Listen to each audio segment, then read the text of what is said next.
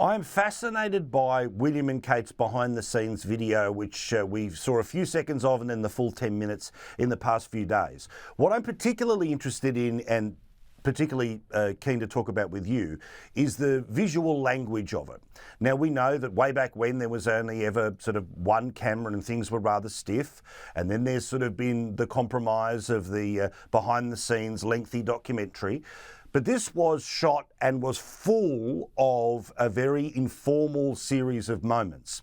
And it seems to have been absolutely pitched at a section of the community that this is what they expect when they watch a video about the insider life of a royal. What did you think of the video production, the way that this was overtly meant to look informal and was pitched very young?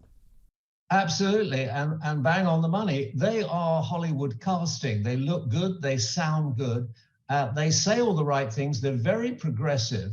And as I said earlier, they've got three beautiful, very well brought up, I know that for a fact, and professionally normal young children. I'm sure you saw in the Eurovision thing, the princess playing the piano. We didn't have enough of it. It was about 10 seconds. But unconsciously there, or consciously, she's a great admirer of the late Diana, Princess of Wales. And what she was channeling there was something that happened in Melbourne in 1988. The Princess of Wales, as she then was with Prince Charles. And they went to the Conservatoire of Music, and the director rather ambushed her, rather cheekily. And he said, well, will you play the piano? So she went over with her handbag. She put the handbag on the floor and she sat behind this grand piano.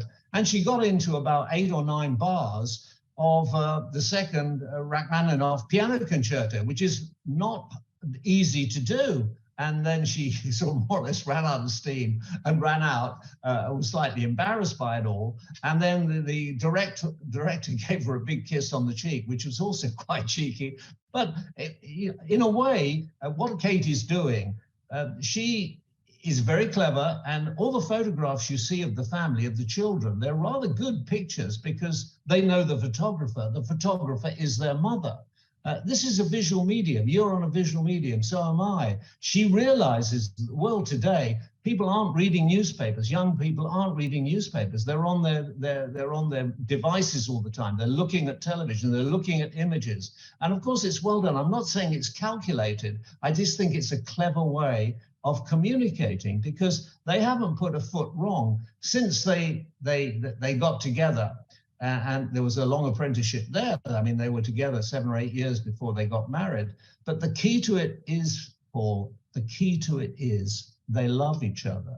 And that is something which you can't buy and you can't guarantee, because Prince William was the first royal prince who was allowed to have a free choice in his spouse.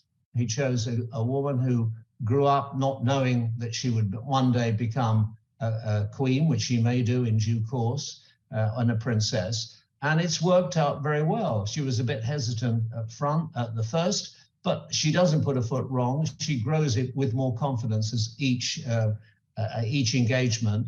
And of course, I think they're coming your way fairly soon. You will see she doesn't take a bad picture. And I think she's a very good person. You see the way she works with people. It's genuine. You can't fake that. Well, you can fake it for a bit. You can't fake it every single time. And she does. And that truth comes through. And he's very, very sincere about what he's doing. Very sincere indeed. He committed to it.